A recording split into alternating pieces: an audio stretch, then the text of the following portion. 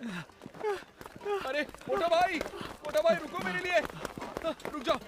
क्यों चिल्ला रहा है? ये आग तुमने लगाई है ना? अपना मुंह बंद रख, मार खिलवाएगा क्या? ये टमरेल क्यों लाया है? आग बुझाने के लिए लोग सारे बर्तन ले गए थे, मेरे लिए सिर्फ यही बचा था, इसीलिए ले आया। ये तुम्हें टमरेल दिखता है क्या? मुझसे दूर रखो यार इसे तुम। जल्दी करो, फायर ब्रिगेड को बुलाओ। लैंडस्लाइड हुई है, चलो हटो, रास्ता छोड़ो। अरे नहीं, वो गुफा जल गई तो सारे कीड़े ऊपर आ जाएंगे। घूरना बंद कर और जल्दी चल।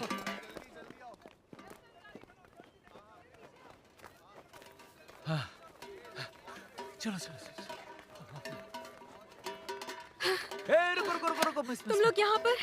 हम कोई मदद कर सकते हैं क्या? गांव वाले गुफा का रास्ता खोल रहे हैं। तुम लोग ये जगह नहीं जानते हो, इसीलिए पानी लाने में मेरी मदद लेकिन करो। पानी लाने में बहुत वक्त लगेगा और ये जगह गांव से बहुत दूर है। इतने से पानी से आग नहीं बुझेगी, फायर ब्रिगेड बुलाना होगा। तुम टॉयलेट का बर्तन लेकर क्यों घूम रहे हो? ये पीने का पानी है। वहाँ आसपास कहीं पर पानी नहीं है, इसीलिए आग बुझ नहीं पा रही। इसीलिए वो एक फायर ब्रेक बना रहे हैं ताकि आग और ज्यादा कहीं नहीं फैले, बस वहीं तक सीमित रहे। हाँ, अगर तुमने पहले कभी आग नहीं बुझाई तो वहाँ से दूर ही रहना। हाँ। हमें वापस चलना चाहिए। मैं जाकर देख कर आती हूँ।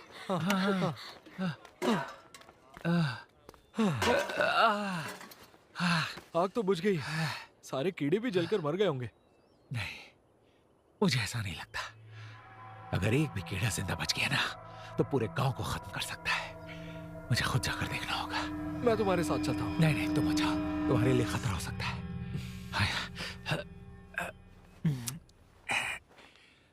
ये लो, वूजी को दे देना, कहना सरकार को सौंप देगा।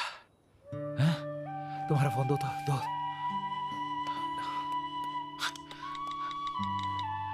ये मेरा नंबर है, जरूरत पड़े तो कॉल कर देना, ठीक है?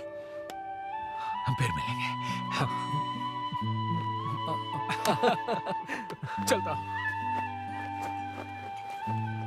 मोटा भाई तो दिल वाला निकला यार।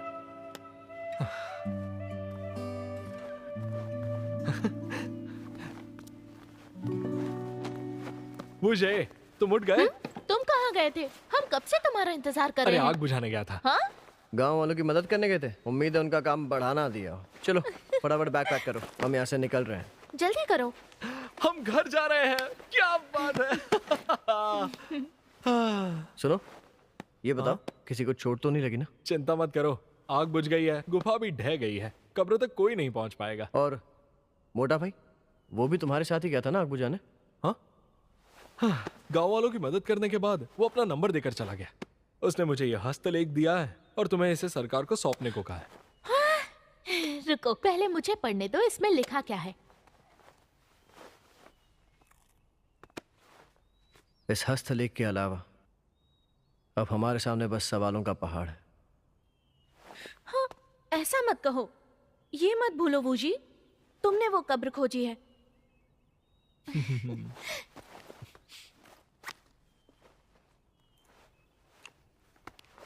बाय द वे वूजी, मुझे तुमसे एक पर्सनल सवाल पूछना है। मास्टर वो कह रहे थे गुफा में तुमने उस लड़की की बहुत मदद की, क्या ये सच है? सच कहूं तो मुझे नहीं लगता कि निंग बुरी लड़की है। तुम्हें पता भी है तुम क्या कह रहे हो? चोर जैसा भी हो, चोर चोर होता है। जिस निंग को मैंने देखा वो अलग है, वो असल में कैसी है तुम नहीं जानते। तुम ये क्या कह रहे हो? कहीं नींद में तो नहीं पड़ा रहे? मैं बिल्कुल भी नींद में नहीं हूँ। और हाँ, मुझे ये तो बताओ कि ये बांग आखिर है कौन? क्या उसने अकेले वो कब्र खोजी? कल शाम ही मेरी उससे मुलाकात हुई। उसके जैसा आदमी भी आर्कियोलॉजिस्ट हो सकता है। मोटा भाई, मैं सिर्फ इतना कह सकता हूँ कि हमारे मोटा भाई जैसा दुनिया में कोई नहीं है।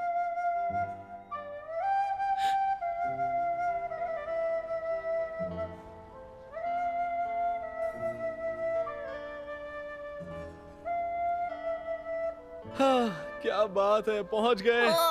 आखिरकार हम घर पहुंच गए। मैं बहुत थक गई हूँ। मैं तो सोने जा रहा हूँ, तुम दोनों प्लीज मुझे डिस्टर्ब मत करना, समझ गई ना? रुक जाओ, इसका मतलब मुझे भूखा सोना पड़ेगा क्या? ये लो सेब खा लो।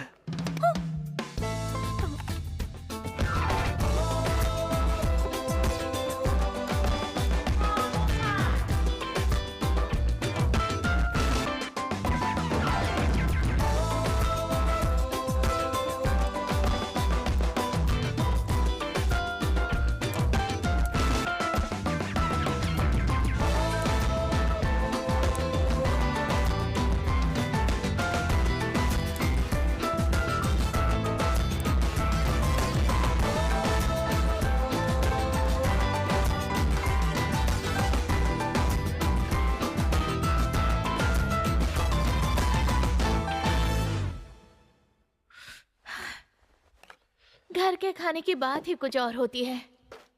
खाना लाजवाब था, मैंने पेट भर के खाया है। ए वूजी, मुझे पता नहीं था तुम इतने अच्छे शेफ हो यार। असल में हम तीनों को तो फूड क्रिटिक होना चाहिए था। तुम नई नई डिशेस की खोज करते और हाय तुम आर्टिकल्स लिखते।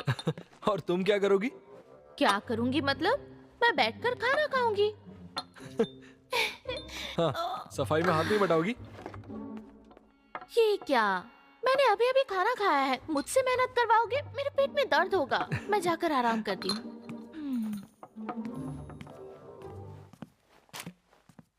मुझे अब तुम क्या सोच रहे हो?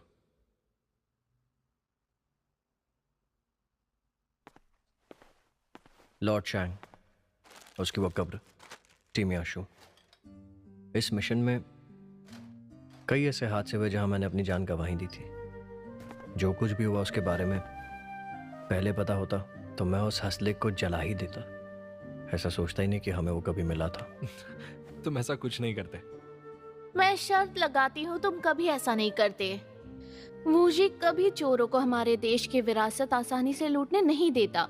इसीलिए अगर तुम्हें अतीत में जाने का मौका मिलेगा फिर भी तुम वही करोगे, क्योंकि तुम इमोशनल फूल हो। वहां बैठे बैठे लेक्चर मत दो। हमारी मदद करो। यार अभी भी कुछ बातें हैं जो मेरी समझ में नहीं आ रही। पहली तो वो निंग, मुझे नहीं लगता उसने खाली हाथ लौटने के लिए मंगोलिया से उस कब्र तक हमारा पीछा किया होगा। अजीब तो है ये, नहीं?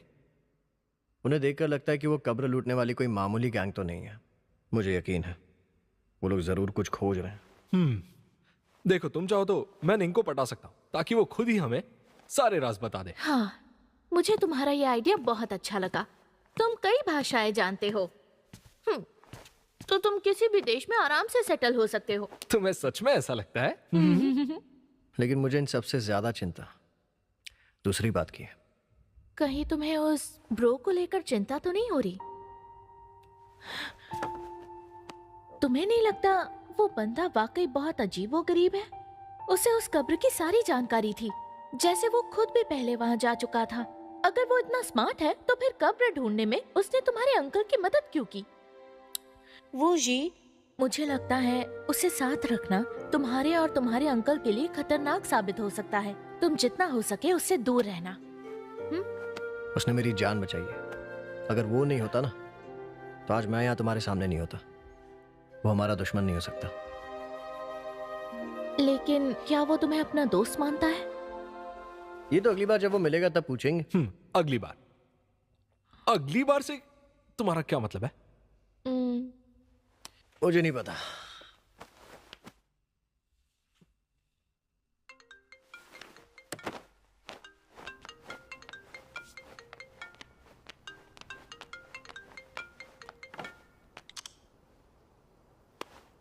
हेलो, हाँ चाचू।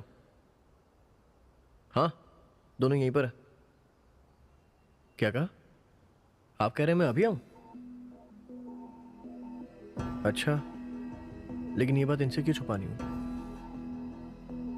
ठीक है, हाँ।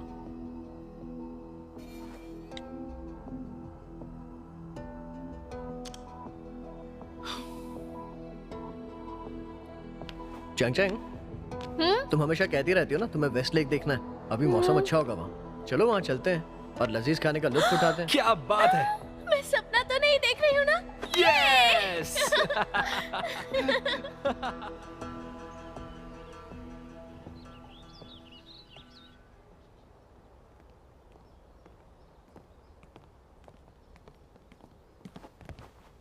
तुम और क्या खाना चाहती हो? मैं तुम्हारी गेस्ट हूँ, इसलिए कंजूसी मत करो। मुझसे क्यों कह रही हो? हाँ। उसे भी कहो ना। ए वूजी, क्या सोच रहे हो? अब कहाँ चले? यार मैंने दरवाजा लॉक तो किया था ना। हाँ? मुझे कैसे पता होगा? लगता है बाहर निकलते वक्त मैं लॉक करना भूल गया हूँ यार। क्या कह रहे हो? मैं वापस जाकर देखता हूँ। तुम लोग तालाब के पास मेरा इंतजार करो, मैं चेक करके आता हूँ। ठीक है? जल्दी आना, हम वेस्ट लेक रेस्टोरेंट में इंतजार करेंगे। और तुम डबल चेक नहीं कर सकते थे? लेकिन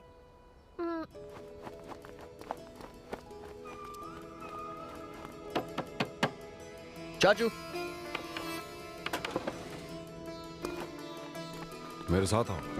वो नकली कैसे हो सकता है? उन्होंने हम सबको बेवकूफ बनाया।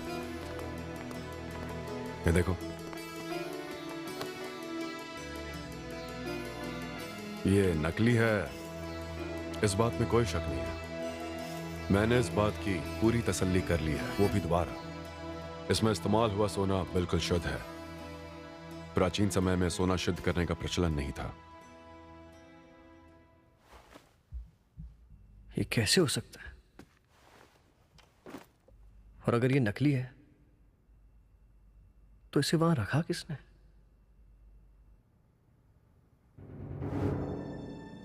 क्या वो ब्रो हो सकता है? मुझे पहले से उस पर शक था।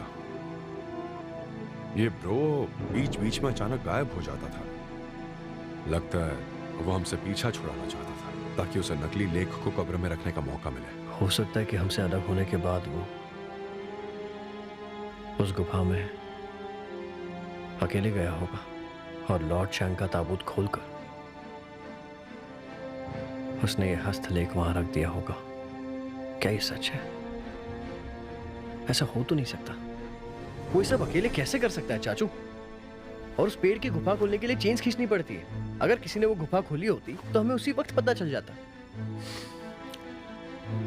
उन ताबूतों के पीछे तुमने कुछ नोटिस किया?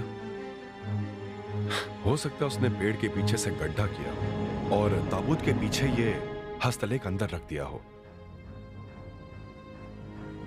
मैं तुम्हें दोष नहीं दूंगा।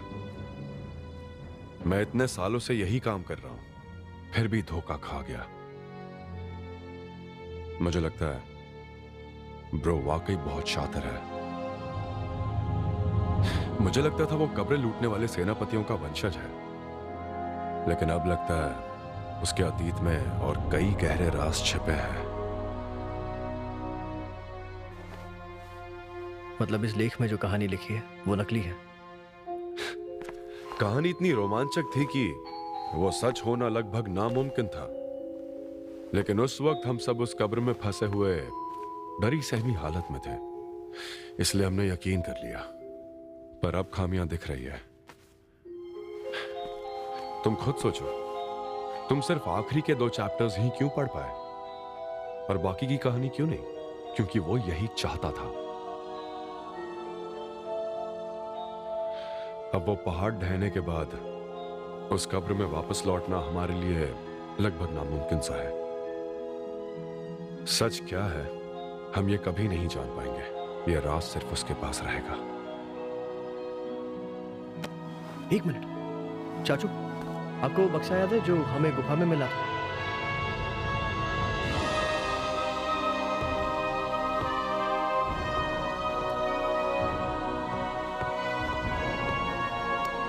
यही है वो बक्सा जो उस लोमड़ी की लाश पर मिला था।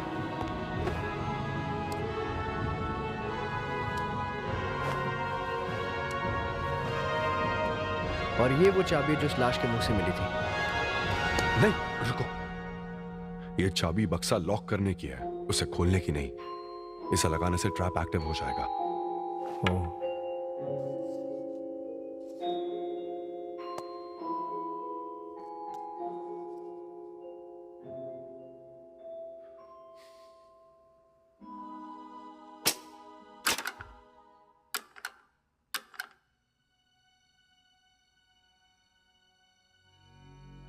यह बॉक्स वाकई बहुत प्राचीन है।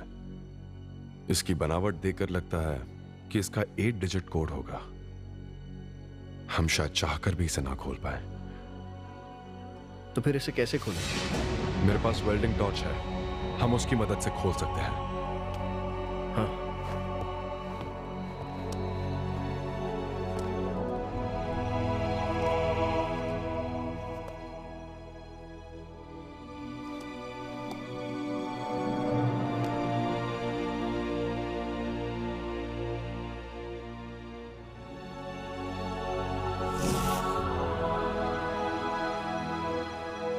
अजीब बात है, बेल्ट पर ये नंबर्स क्यों लिखे हैं?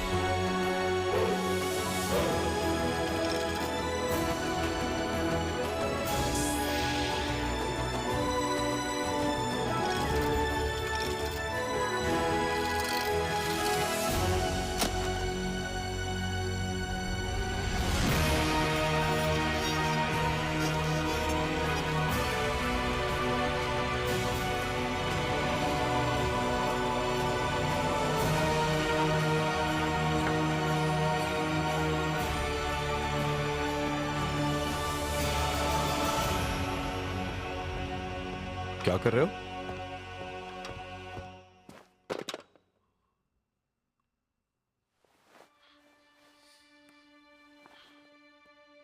ये सांप से लिपटी मछली है। चाचू, आप इसके बारे में जानते हैं? मैं पहली बार यह देख रहा हूं। एक बार एक एक्सपर्ट ने जिक्र किया था, लेकिन इसकी कीमत बहुत ज्यादा होगी। लेकिन चाचू, इसका मटेरियल और बनावट देखकर तो लगता है ये कुछ खास कीमती नहीं होगी। तुम इसे सरकार को सौंप दो, वरना निंग और उसके साथी यहां पहुंच जाएंगे। या फिर मैं इसे अपने पास रख लूं? चाचू, घबराइए मत, मैं इसे अपने पास रखता हूँ। हाँ ठीक है, वैसे भी मुझे और जरूरी काम है। तब तक तुम चेंगचेंग और हाई के साथ शहर घूमो, थोड़ा एंजॉय करो, ठीक है? हाँ। अरे लेकिन चाचू, इस गोल्डन हस्ट लेक का क्या करूं? फेंक दो, वो नकली है, हमारे किसी काम का नहीं है।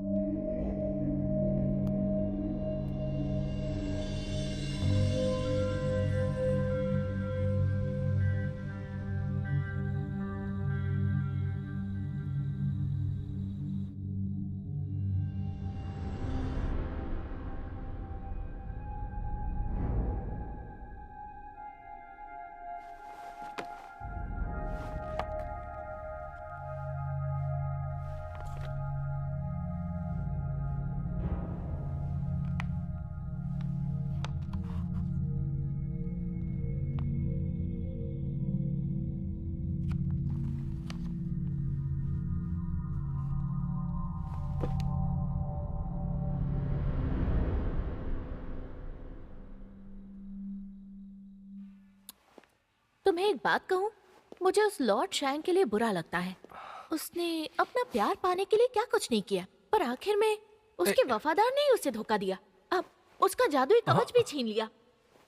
उसने भी जिंदगी में बहुत बुरे काम किए थे।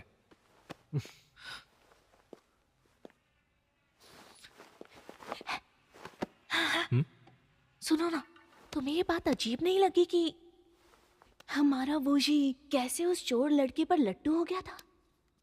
वहां क्या हुआ वो उसके बारे में बात नहीं करना चाहता। लगता है वो बहुत डर गया। अच्छा हुआ मैं नहीं गया।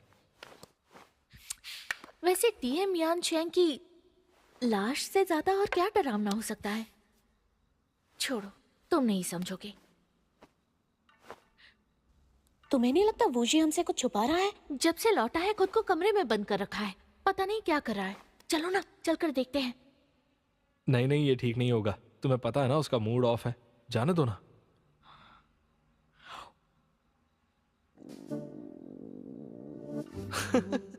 तुम्हें फिर से भूख लग रही है?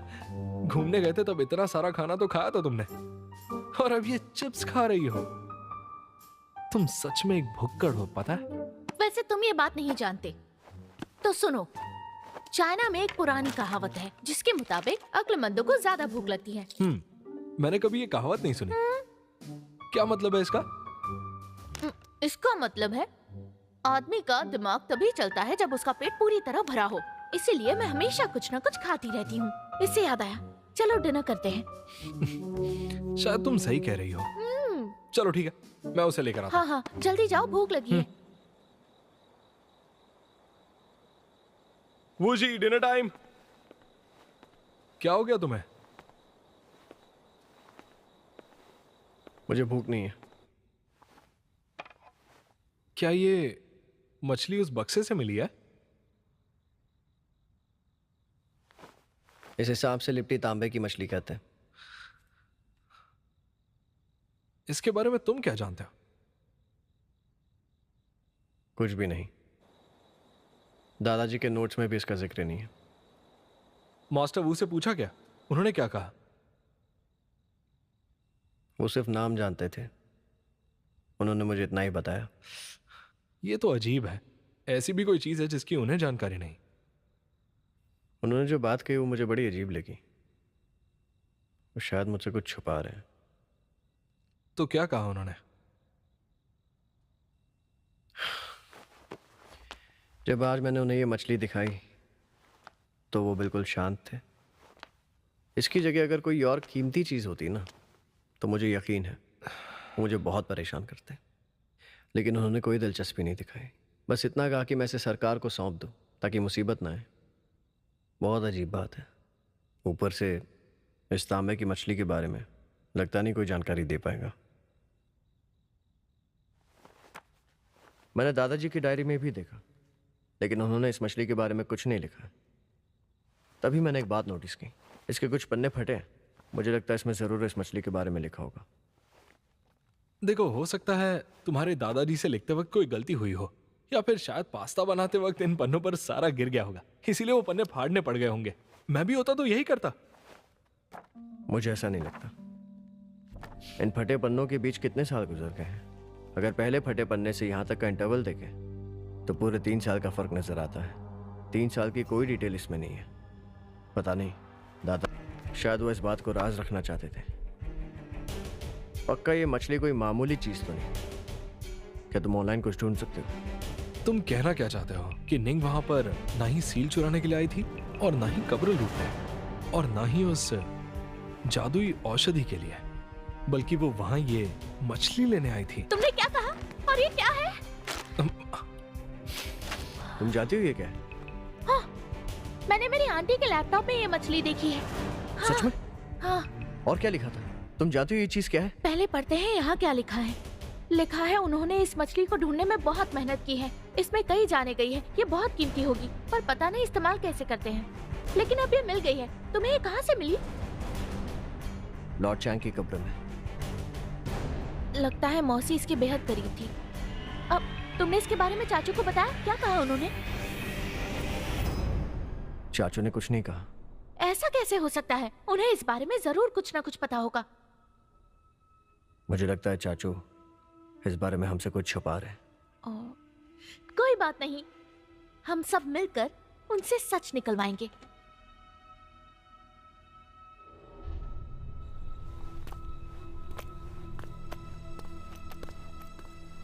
अंकल आइए। अरे चाचू। मास्टर बू,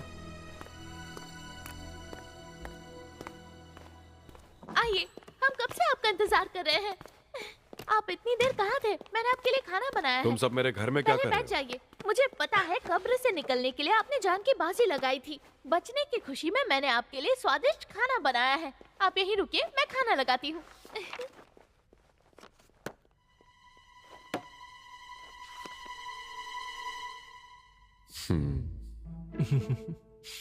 क्या चाहिए तुम्हें? कुछ भी तो नहीं। तुम्हें? हाँ, खाना खाते। अच्छा, खाना। चलो खाना तैयार है। मुझे देखिए बहुत भूख लग रही है। देखिए मैंने क्या बनाया है। ये लीजिए चाचू। अच्छा है ना? बढ़िया खुशबू चाचू। है। थोड़ी वाइन पीजिए। देखिए ये लो, तुम भी लो। ये लीजिए। रुको, पहले बताओ यहाँ क्यों आए हो? यूं ही चाचू। ओए, तुम बताओ, तुम्हें कुछ चाहिए? बिल्कुल नहीं। और तुम्हें? ये तो एक दावत है। हाँ, ये बस एक दावत है चाचू। हाँ अंकल वो- अंकल। लीजिए लीजिए ना। आप लोगों ने डरा ही दिया। शुरू करो। नाटक बंद करो और बताओ क्या बात है। जल्दी बोलो। चाचू, हम कुछ नहीं छुपा रहे हैं। हम बस साथ खाना खाना चाहते हैं। क्यों, सही कह रहा हूँ ना मैं? हाँ सही कहा। अब खाइए ना चाचू। आप खाना एंजॉय कीजिए अंकल वो। अंकल ये लेग पीस ट्राई कीजिए। एक मिनट, रुको रुको रुको रुको रुको। मैं अच्छे से जानता हूं तुम लोग ये सब क्यों कर रहे हो। तुम्हारे चेहरे पर साफ दिख रहा है मुझे। तुम लोग उस मछली के बारे में जानना चाहते हो ना? इसका मतलब आप पहले से जानते थे कि हम तीनों क्या चाहते हैं, और आप भी हमें ये बताने के लिए बेताब हैं कि ये काम कैसे करती है ना?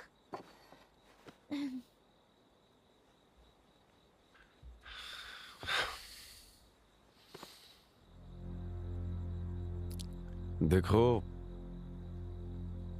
मेरे पास कहने के लिए कुछ नहीं है, क्योंकि मैं इसके बारे में कुछ नहीं जानता। अंकल वो आप मजाक कर रहे हैं, आपको कैसे नहीं पता? आप जानते थे कि मेरी मासी भी इस मछली को हासिल करना चाहती थी।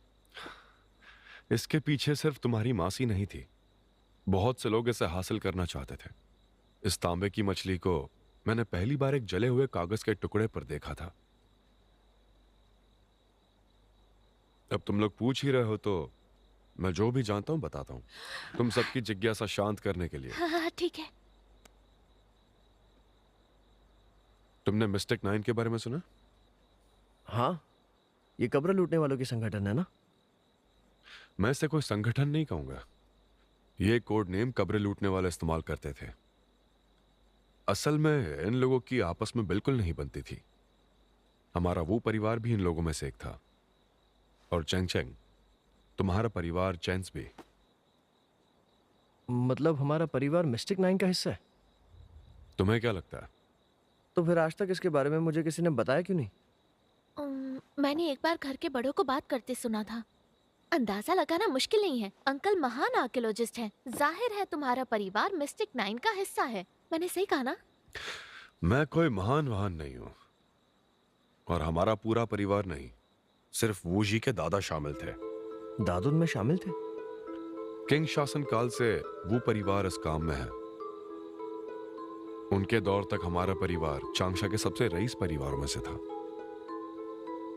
जवानी के दिनों में उनके साथ एक हादसा हुआ था, सूंघने की शक्ति खो दी। इस कमी को पूरा करने के लिए उन्होंने एक कुत्ते को ट्रेन करना शुरू किया, इसलिए उन्हें डॉग मास्टर कहा जाने लगा। इतना ही नहीं, कुछ लोग उन्हें डॉगी वू कहने लगे।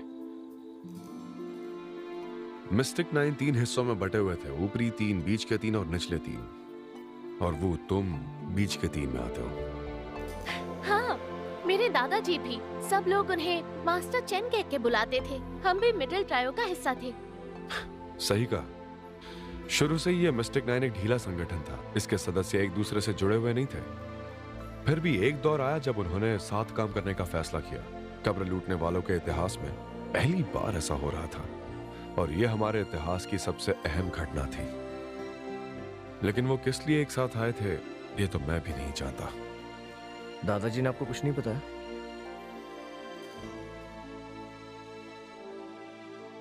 एक बार जब मैं छोटा था, बाबा ने अचानक कहीं जाने का फैसला लिया। फिर मैंने उनसे पूछा कि आप कहां जा रहे हैं। उन्होंने कहा वो 2-3 महीनों में लौट आएंगे, लेकिन असल में वो 3 साल गायब थे।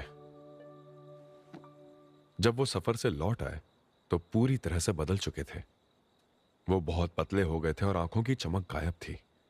कोई नहीं जानता था उस 3 सालों में उन पर क्या बीती थी। उन्होंने खुद भी कभी उसका जिक्र नहीं किया। उन दिनों मैं बहुत छोटा था और मैं सच में जानना चाहता था। इसलिए एक बार बाबा के जाने के बाद मैंने उनकी डायरी खोली। तब मैंने सांप से लिपटी मछली के बारे में पढ़ा। डायरी में क्या लिखा था? मुझे कुछ समझ नहीं आया। इससे पहले मैं आगे पढ़ पाता, बाबा ने मुझे रंगे हाथ पकड़ लिया और कड़ी सजा भी सुनाई। फिर उन्होंने वो डायरी जला दी। उसके बाद परिवार में किसी ने उस मछली का जिक्र नहीं किया। अब समझ गई। शायद इसीलिए मेरे घर वालों ने कभी इसका जिक्र नहीं किया, और इसीलिए मैं इस जवाब का पीछा करते हुए यहाँ तक आई। जवानी में मैं भी तुम लोगों की तरह था। मुझे बात जानने की बहुत जिज्ञासा थी, इसलिए मैंने खुद इस मामले की छानबीन शुरू कर दी, लेकिन कुछ हाथ नहीं लगा। कहते हैं मिस्टिक 9 के 3 साल चले इस मिशन में वो लोग पूरी तरह बर्बाद हो गए। उसके बाद मेरे बाबा ने यह कहा कि अब से कोई भी कब्र नहीं खोजेगा। हाँ, हमारे घर में भी ऐसा ही हुआ। उस हादसे से मेरा परिवार आज भी उभर नहीं पाया। वो मछली यकीनन इस अभियान का अहम सुराग थी, लेकिन इसका इस्तेमाल कैसे करना है ये मैं आज भी नहीं जानता। अगर आपने ये हार मान लिया अंकल, तो फिर हम क्या कर सकते हैं? इसका राज मिस्टिक 9 के आखिरी सदस्य परिवार के पास है, और उनकी लीडर है हुओ परिवार की तीसरी बेटी, जिसे सब मैडम हुओ कहते हैं। मैंने सुना कब्र लूटने का काम छोड़ने के बाद उन्होंने बीजिंग में एंटीक्स का काम शुरू किया। तो फिर अब हमें बीजिंग जाने की तैयारी करनी चाहिए। वहां क्यों जाना है? उस मैडम हु से मिलने के लिए।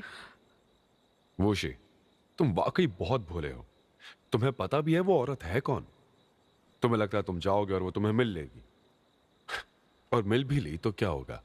क्या वो तुम्हें राज बताएगी? अरे क्या पता, कर ले, कोशिश करने में क्या हर्ज है। मैंने तुम्हें ये सब इसलिए बताया था ताकि तुम उस मछली का ख्याल दिल से निकाल दो, ठीक है? लेकिन चाचू, बस बहुत हुआ, मुझे और कोई बात नहीं करनी। मैं जो जानता था मैंने बता दिया। फिर भी अगर तुमने उनसे मिलने की जिद की तो इतना याद रखना कि तुम्हारा मेरा रिश्ता खत्म। मुझे अपनी शक्ल मत दिखाना। अरे चाचू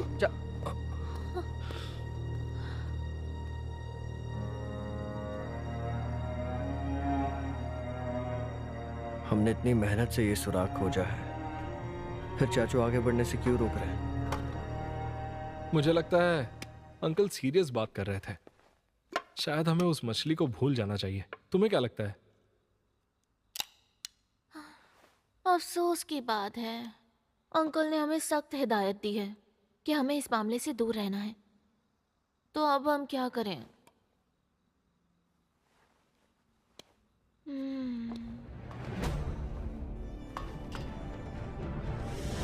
भले मुझसे चाचू रिश्ता तोड़ दे, फिर भी मैं सच जान कर ही रहूंगा।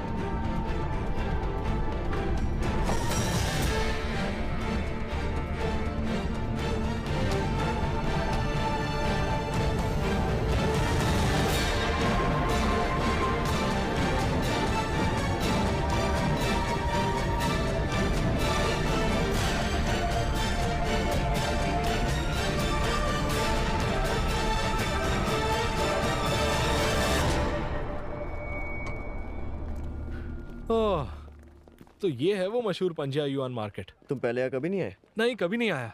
तुम लोग आगे जाओ ना, मैं बस अभी आया। अब तुम अपना ख्याल रखना।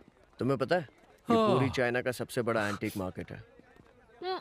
यहाँ का सामान तो देखो, असली है या नकली है बताना मुश्किल है। एक्सपर्ट्स भी धोखा खा सकते हैं। जहाँ जितने टूरिस्ट आएंगे वहाँ उतने ज्यादा ठग मिलेंगे, गारंटी देता हूँ। हाय भी शिकार बनने वाला है। चलो मिलते हैं। 1200 1500 तो 1300 नहीं नहीं बताया ना 1500। तो फिर 1400। नहीं नहीं कह तो दिया ना 1500। हाँ ठीक है ठीक है। हाँ चैंग, देखो मुझे यहाँ क्या मिला है। ये वाकई एंटीक्स का खजाना है। ये असली जेड का है। सर ये हेयर पिन तो वाकई बहुत खूबसूरत है। बताइए आप हमें इसे कितने में बेचेंगे? मैं पहली बार यहाँ आया हूँ ना, इसीलिए मुझे अच्छा डिस्काउंट मिला है। इसकी असली कीमत है 3000। ये मुझे आधे दाम में दे रहे हैं। मुझे याद है तुमने कहा था जितना हरा उतना ज्यादा कीमती। जरा इसे देखो कितना चमक रहा है ना मुझे? लगता है तुम्हारे दोस्त को एंटीक्स की अच्छी जानकारी है। सुनो हाय, अगर तुमने पूरा दिन इस मार्केट का चक्कर लगाया तो यकीनन यहाँ तुम्हें सब पहचान लेंगे। अरे सुनो सुनो सुनो बेटा, मैं तुम्हें कुछ दिखाता हूँ। मैं इसकी खूबियाँ बताता हूँ। इसे गौर से देखो। हाँ कितना हरा और पारदर्शी है ये। तुम्हें ये खरीदना चाहिए क्योंकि इसमें बहुत सारे औषधि गुण भी हैं। इसे पहनकर तो तुम खिल उठोगी। सच कह रहा हूँ, लड़के तुम पर लट्टू हो जाएंगे। हाँ। आपका शुक्रिया। ये हेयर पिन कारीगरी Thank you का so much. खूबसूरत नमूना है, लेकिन इसकी क्वालिटी खास नहीं है। इसे हाथ में तौलते ही पता चल जाएगा।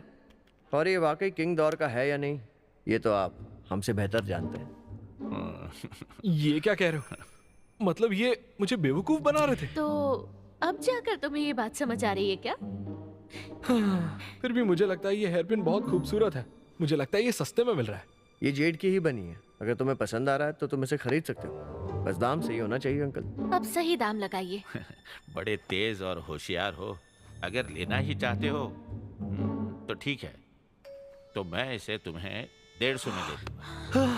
आखिर मुझे भी तो 2 पैसे मिलने चाहिए। क्या है ना, मेरा भी लंबा चौड़ा परिवार है। 3000 से सीधा 150? क्या बात है। हाँ हाँ मुझे चाहिए। अब रुकिए अंकल, 150 भी ज्यादा है। मैं इसके आपको सिर्फ 100 दूंगी। अरे अब क्या कहूँ, 50 के लिए ऐसा क्यों कर रही हो बेटा? डील पक्की, हम 100 देंगे। हाय पैसे दो। हाँ हाँ आपका शुक्रिया। ठीक है चलो। क्या बार्गेन किया है। भले ही ये असली जेड ना हो, लेकिन बहुत खूबसूरत है। ये तुम्हारे लिए। मुझे एंटीक एक्सेसरीज पहनने का शौक नहीं है। क्यों ना तुम इसे अपने पास रख लो, हो सकता है किसी लड़की को जल्दी ही तोहफा देना पड़े। ठीक है, मुझे बहुत मजा आ रहा है। मैं चला शॉपिंग करने, बाद में मिलते हैं। जरा ध्यान रखना, फिर से धोखा मत खाना। हाँ नहीं खाऊंगा भाई। मैं भी उसके साथ जाती हूँ, तुम घबराओ मत, मैं संभाल लूंगी। मोटा भाई के यहाँ मिलता है, ठीक है? ठीक है।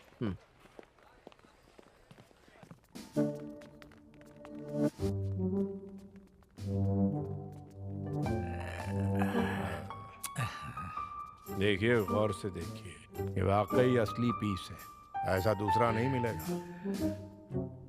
ऐसे कई नमूने देख चुका हूं। सच कहूं, तुम्हारा जो ये पीस है ना, एकदम डिफेक्टिव है। लगता है तुम्हें एंटिक्स की जानकारी नहीं है। क्यों? ठीक है, ऐसा है तो पूरा मार्केट छान कर आ जाओ। देखो, मैं सालों से इस बिजनेस में हूं और आज तक ऐसे नकली नमूने कई सारे देख चुका हूं। आज तक मुझसे कोई गलती नहीं हुई है। फिर से एक बार सोच लो। हाँ, एक बार मैं यहां से चला गया ना, तो दोबारा ऐसा मौका नहीं मिलेगा। जाओ भाई, मैंने सोच लिया।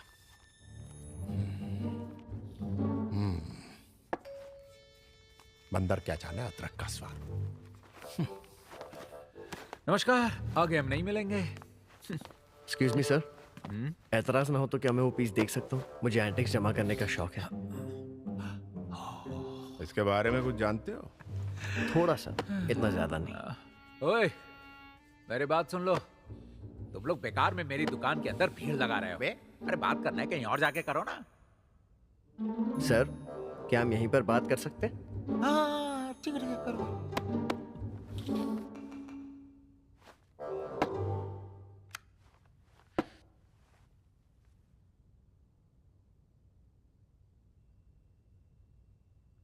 अरे वाह, क्या बात है। अरे क्यों बकवास कर रहे हो? मैंने कहा ना डिफेक्टिव पीस है। अच्छा सर, लगता है इस बार आपसे गलती हो गई है। ये पीस डिफेक्टिव नहीं है, बल्कि शैंग राज घराने का वाइन ग्लास है और इसकी कंडीशन काफ़ी अच्छी है। फ्लैट बेस और सीधा खड़ा है, लेकिन आपको थोड़ी देर हो गई। ये शैंग शासनकाल के आखिरी दौर का है। अच्छा, इस पर बना पैटर्न देखिए। देख कर लगता है ये जूमॉर्फिक मोटिफ ब्रॉन्ज के वाइन ग्लासेस में से एक है, जो 1965 में एनोई स्टेट फिजी जिले के यगवान में मिले थे। मगर क्या बेटा? मगर बात यह है कि इस कप में जूमॉर्फिक टाइप के पिलर्स नहीं दिखाई दे रहे हैं। देख लिया ना, मैंने क्या कहा था। ये तो मैं जानता हूं कि ये शैंग शासन काल का वाइन ग्लास है, लेकिन इसमें कुछ खामियां हैं, इसीलिए मैंने कहा था कि ये डिफेक्टिव पीस है। समझे? सही कहा ना? ऐसा जरूरी नहीं। अगर ये चीज वाकई डिफेक्टिव है तो कहीं से टूटा तो होगा, लेकिन इस पीस में ऐसा कुछ नहीं है। इसका मतलब है कि ये चीज असली है। तो सर, आप इसकी क्या कीमत लगाओगे? पूरे 3 लाख। सिर्फ 3 लाख? ये रकम ज्यादा नहीं है। सच कहूँ तो इससे पहले ऐसी चीज बाजार में नहीं आई थी, इसलिए हो सकता है इसके लिए बड़ी बोली लग सकती है। बदकिस्मती से इस वक्त मेरे पास इतने पैसे नहीं है। एक काम करते हैं, नहीं मुझे दीजिए। अब आप इसे बेचने के लिए इतनी दूर से मेरे पास आए हैं, तो मैं आपको खाली हाथ कैसे भेजूं? ठीक है, मैं इसकी पूरी कीमत चुका देता हूँ। 3 लाख देना है ना?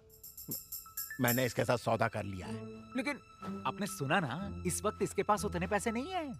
देखा? हाँ, ये आप मुझे क्यों नहीं बेच देते? अगर इसे चाहिए होगा तो ये बाद में मुझसे खरीद लेगा ना। हाँ? ले। मुझे डर है कि तुम मुझे इस कीमत पर नहीं बेचोगे। ज्यादा से ज्यादा 3,10,000 होंगे। अब इतने भी पैसा नहीं है तो जाकर अपनी किडनी बेचो, समझे? ठीक है, मैं यही करूंगा। किडनी बेचोगे? हाँ, चलो उठो चलो। अब ये नाटक मत करो, 3 लाख बहुत ज्यादा है। चुप रहो, मुझ पर भरोसा है ना?